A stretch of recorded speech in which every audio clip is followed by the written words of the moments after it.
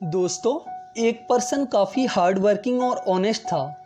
वह हमेशा बहुत सारे पैसे कमाना चाहता था।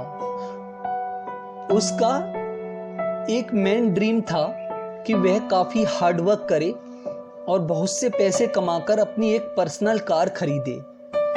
बट वह काफ़ी पुअर था और बहुत कठिनाई से अपनी लाइफ को सरवाइव कर रहा था। जब भी वह कोई कार देखता तो उसे अपनी कार खरीदने का मन करता था। कुछ साल बाद उसकी अच्छी जॉब लग गई। उसके बाद उसकी शादी हो जाती है। जल्दी ही उसके घर में उसके बेटे का जन्म हो जाता है। अब वह काफ़ी पीस और रिलीफ के साथ अपनी लाइफ को जी रहा था। इसके बावजूद उसे एक चीज़ बहुत पिंच कर रही थी कि काश उसके पास उसकी एक पर्सनल कार होती।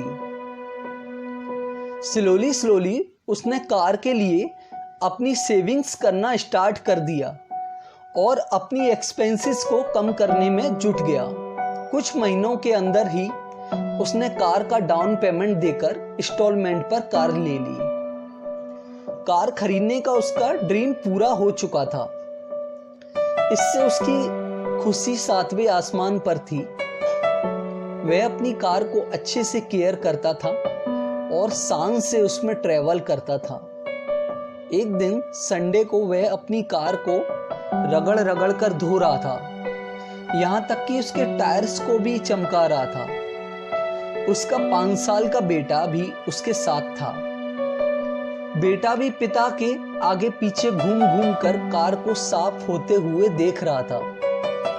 कार धोते धोते सडनली उस पर्सन ने नोटिस किया कि उसका बेटा कार के बोनट पर किसी चीज से खुरच कर कुछ लिख रहा था। यह देखते ही उसका पिता आग बबूला हो गया और उसे बहुत तेज गुस्सा आया। वह अपने बेटे को पीटने लगा। उसने उसे इतना पीटा कि बेटे के हाथ की एक फिंगर टूट गई।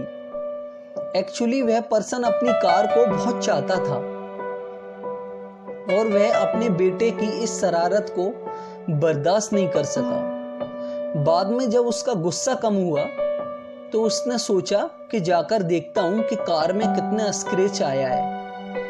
कार के पास जाकर उसके होश उड़ गए। उसे खुद पर बहुत गुस्सा आ रहा था।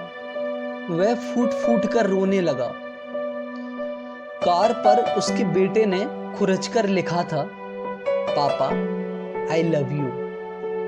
दोस्तों, क्रोध के आवेश में आकर हमें कोई भी काम ऐसा नहीं करना चाहिए जिससे बाद में हमें बहुत पछताना पड़े। क्रोध और नाराजगी ऐसे जहर हैं जिन्हें आप खुद पीते हैं और दूसरों के बुरा होने की एक्सपेक्टेशन करते हैं। दोस्तों, अगर आपको इस कहानी का कंटेंट पसंद आता है तो प्लीज़ बेल आइकन को हिट करके मेरे चैनल को सब्सक्राइब कर दीजिए और अपने फ्रेंडों के साथ शेयर कर दीजिए। Thank you very much.